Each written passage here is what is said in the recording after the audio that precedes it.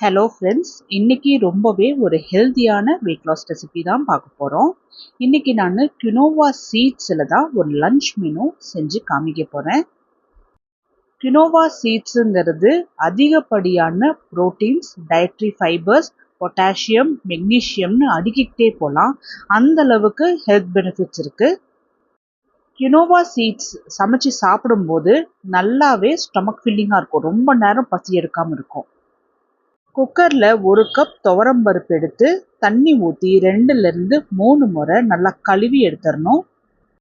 கழுவி எடுத்த துவரம் பருப்பு முங்குற அளவுக்கு தண்ணி ஊற்றி 1/4 டீஸ்பூன் மஞ்சள், 1/4 டீஸ்பூன் ஜீரகம், 5 பல்லு பூண்டு, 1/4 டீஸ்பூன் பெருங்காயத்தூள், 3 பச்சை மிளகாய். இது நல்லாவே காரமாக இருக்கும், அதனால் நான் 3 சேர்த்திக்கிறேன்.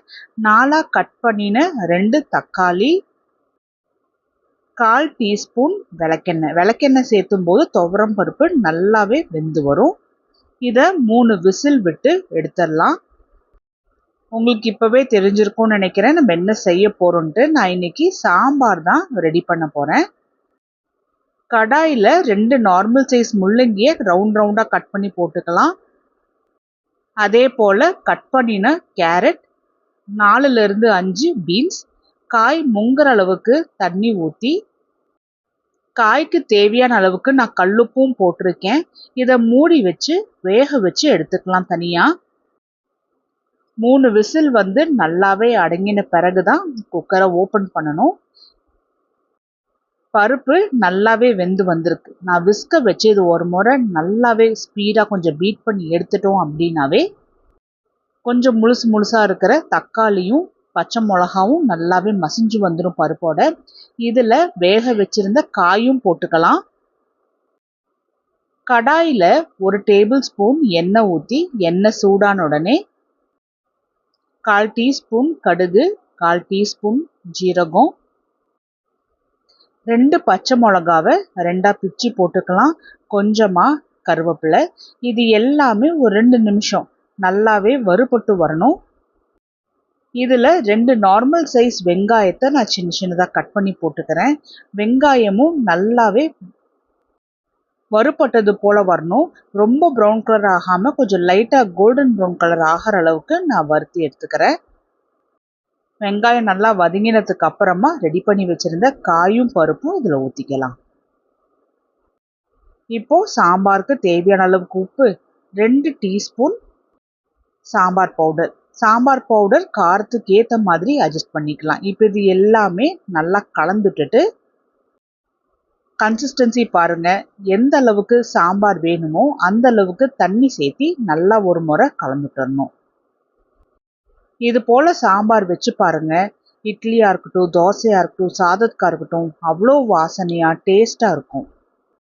ஒரு நெல்லிக்காய் சைஸ் புளியை நான் ஊற வச்சுருந்தேன்.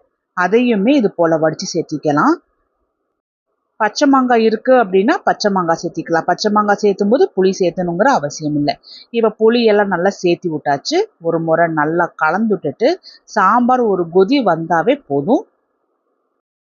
நல்ல வாசனையாக டேஸ்ட்டாக இருக்கும்.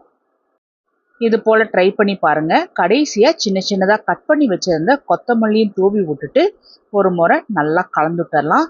அவ்வளோதான், நல்லா கமகமன்னு வாசனையோட சாம்பார் ரெடி. ஒரு பவுலில் நான் 1 கப் அளவுக்கு குயினோவா சீட்ஸ் எடுத்துக்கிறேன். குயினோவா சீட்ஸில் அதிகப்படியான proteins, dietary fibres, potassium, magnesium எல்லாமே இருக்குது.